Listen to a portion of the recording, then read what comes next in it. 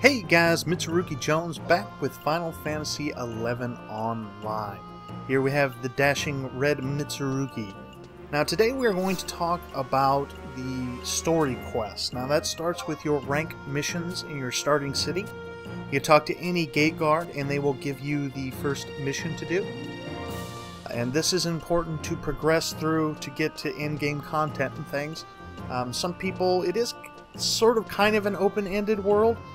Where you can go out there and just start leveling and do just that, but I would recommend once you get up to say 5 or level 5 or 10, you probably want to go ahead and start those missions. Now it's going to start off in the Bastok markets, and you are going to go to the Bastok mines and then into the Zerum mines and grab a report from a little blonde captain, and once you get that report you have to take it up to the metalworks and then the presidential office. So there is a little bit of running, but it is a pretty easy quest. As far as I remember, there is no aggro from any mobs or anything like that, but I'm not entirely positive. The last time I did this mission, I was already at level, I don't know, 10 or 15, so nothing came at me. So I'm going to go through my equipment here real quick.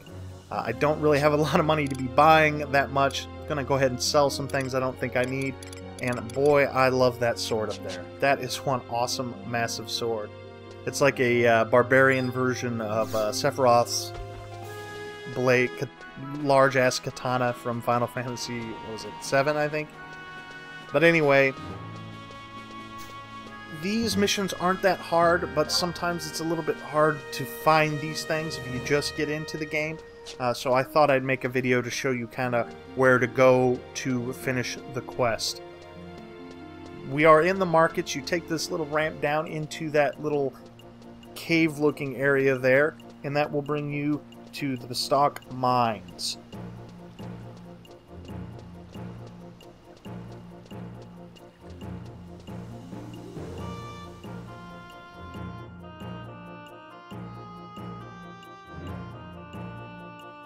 Alright, now you are in the area of the Bastok mines. So basically you just want to go straight forward up these stairs here and then veer off to the right, and you will see the entrance to the Zerum mines. That is where we need to go. Unfortunately, I do not have a map for the Zerum mines, but I did this, oh, I don't know, about a week or so ago, so I think I pretty much remember where I'm going, but you'll have to forgive me if I get a little bit turned around here or there. But hopefully it won't be too long. It's about 10 minutes, and right now your travel options are pretty limited, so basically you just have to run there and run back, but it's not too terribly far, so as long as you don't get lost you should be good. Now you can go ahead and kill mobs in these areas.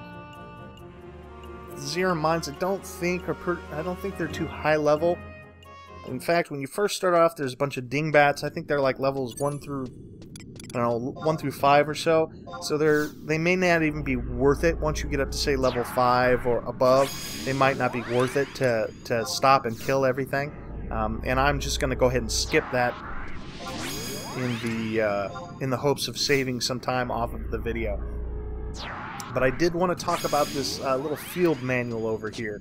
There are these books that you will find in random places, most in the beginning of certain areas, that you're going to want to go to the individual training, check out the pages, see what it wants you to kill, and then when you kill those things you get extra experience, which is very helpful. It also gives you a sort of currency called tabs, and you can use those things to say travel back to your hometown or get instant warp or instant recall, instant re-raise rather, which means if you die you can basically come back to life all of a sudden, so you don't lose any experience, or if you do very little compared to what you normally lose.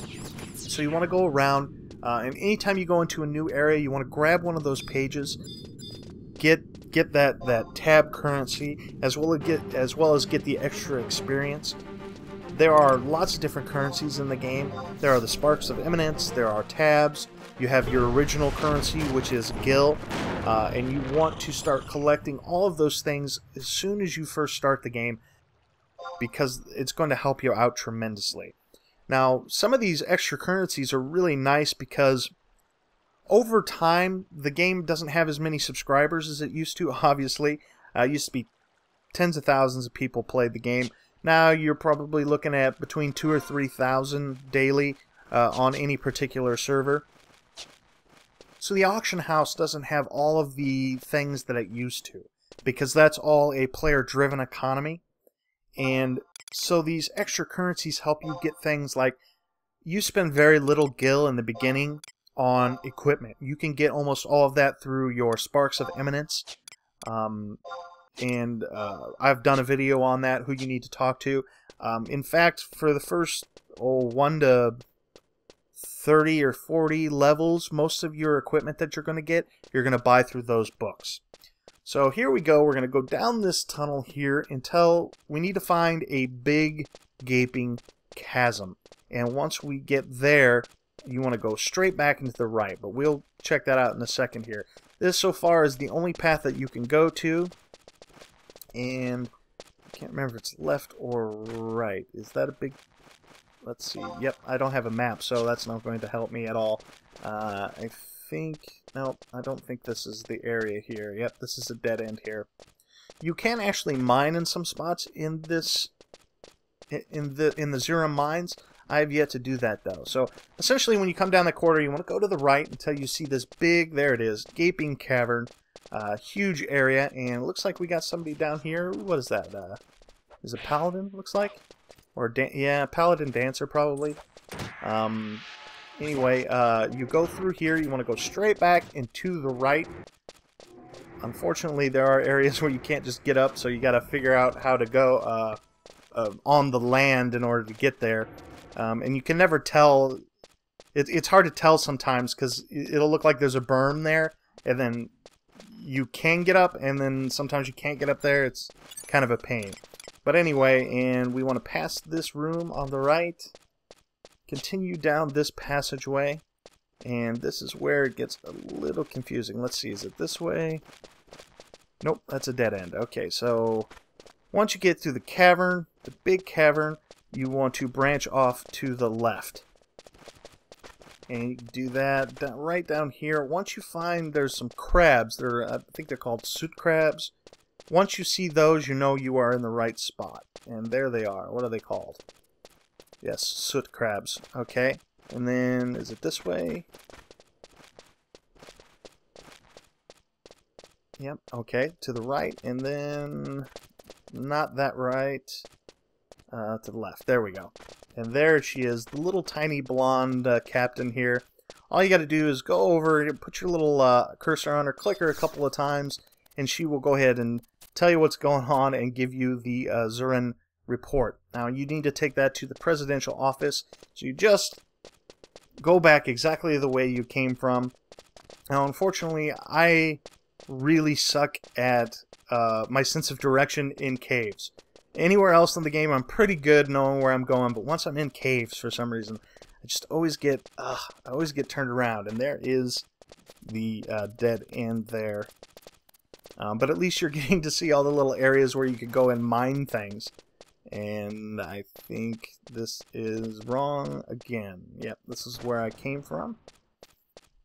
And forgive my underground retardedness.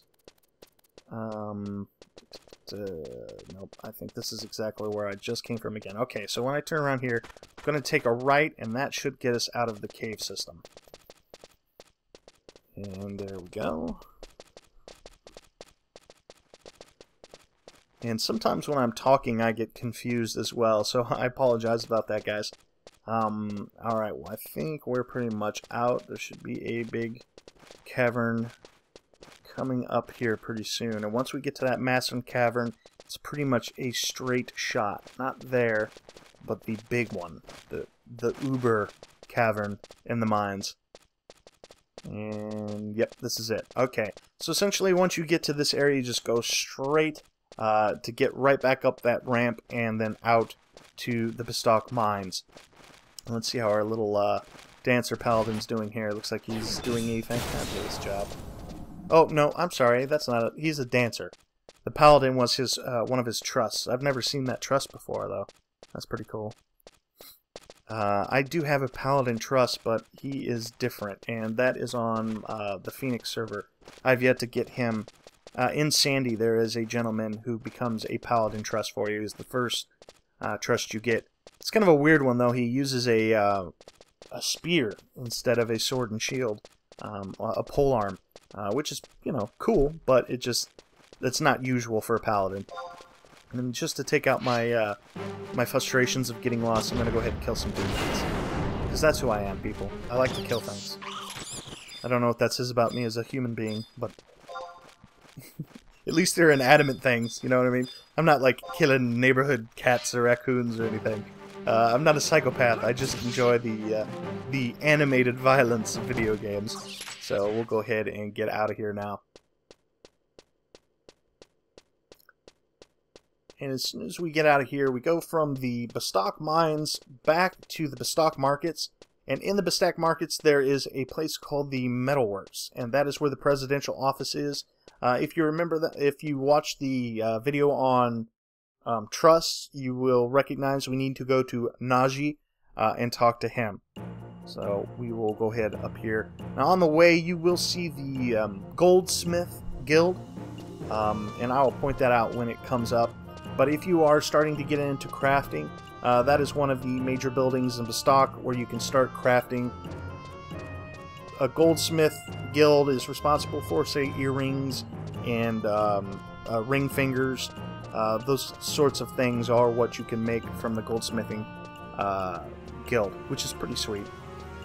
Now, I'm not sure if I'm going to be getting into crafting all that much. If I do, the thing I will craft most likely will be the culinary, the food stuff, because I will need a lot of that.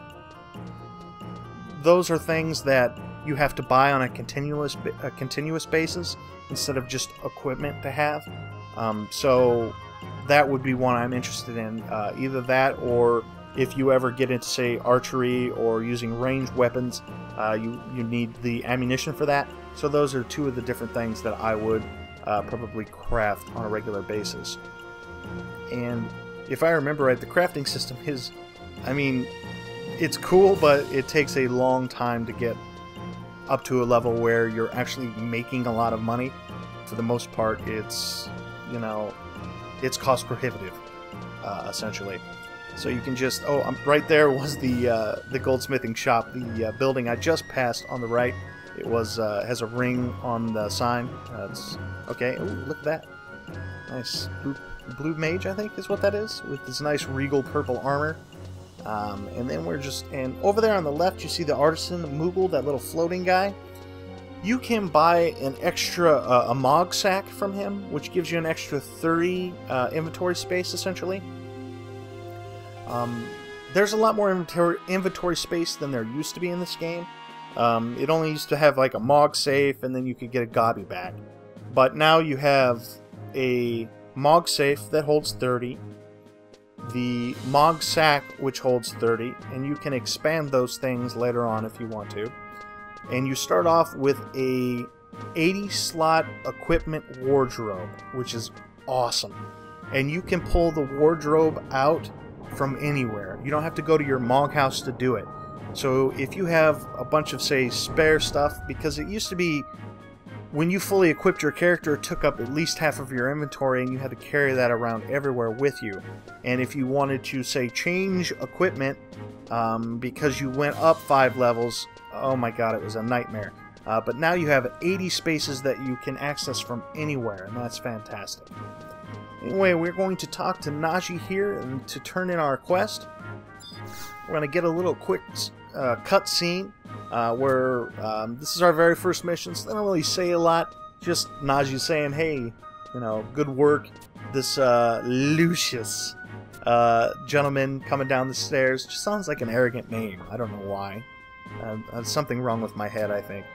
But anyway, guys, that is your first mission storyline quest. Thanks for watching, guys, and I just wanted to show you, you can go and talk to this gate guard and get the very next quest, and that is something that you probably want to do. But thanks, guys. Thanks for watching.